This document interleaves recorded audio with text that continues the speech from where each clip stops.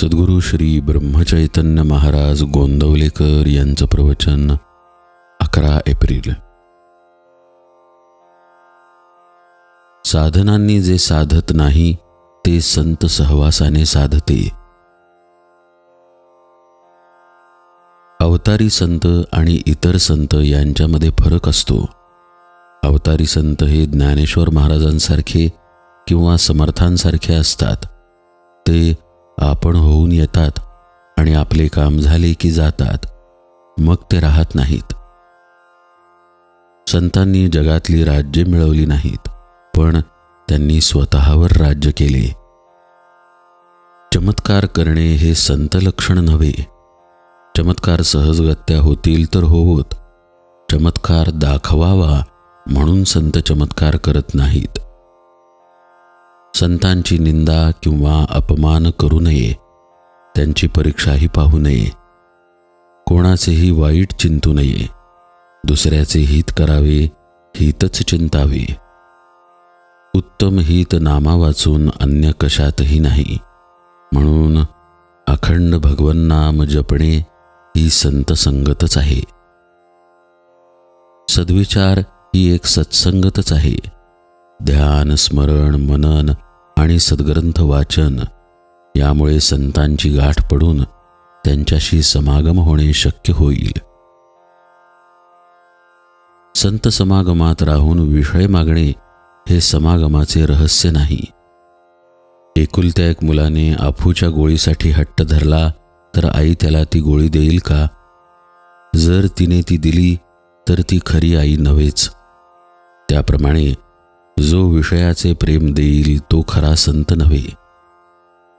संताला विषयाचे प्रेम असत नाही. इतकेच नव्हे तर त्याचा माणूस विषयात राहिला तर त्याच्या हृदयाला पीळ पडतो. कुत्रा हाड चघळत असताना आपल्याच तोंडातले रक्त पिऊन ते त्या हाडातून येत आहे असे समजतो आणि शेवटी त्यातच मरतो. हे पाहून जितके वाईट वाटेल त्याच्या 10 पट नव्हे अनेक पट आपण विषयमग्न असलेले पाहून संतांना वाईट वाटते. संतांनी खरे भगवंताला जाणले. जिज्ञासू शिष्य भेटला तर संताला आपले स्वतःचे सार्थक झाले असे वाटते. साधनांनी जे साधत नाही ते संताच्या सहवासात राहिल्याने साधते. मनुष्य जितका निस्वार्थी तितकी त्याची भाषा व्यापक असते.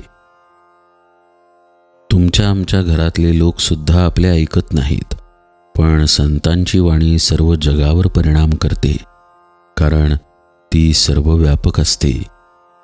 ती अत्यंत तळमळीची असते. याच अर्थाने श्रुती सनातन आहे.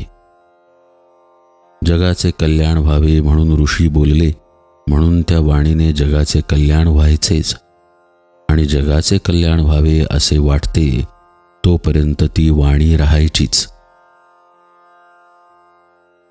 आहे त्यात समाधान मानणे, कोणाचाही द्वेष मत्सर न करणे, सर्व भगवद रूप मानणे, निरभिमान राहणे, सदोदित भगवन नामस्मरण करणे आणि संत सज्जन सद्गुरू यांच्याविषयी पूज्य भाव ठेवणे, या गोष्टी आचरणात आणणे हाच परमार्थ. यात कोणती गोष्ट अवघड किंवा खर्चाची आहे? आम्ही निश्चयाने ती करीतच नाही, म्हणून समाधान येत नाही. या गोष्टींप्रमाणे आचरण ठेवले तर समाधान येईलच. प्रपंचात कसे वागावे हे संत शिकवतात आणि वागून दाखवतात. जानकी जीवन स्मरण जय जय राम.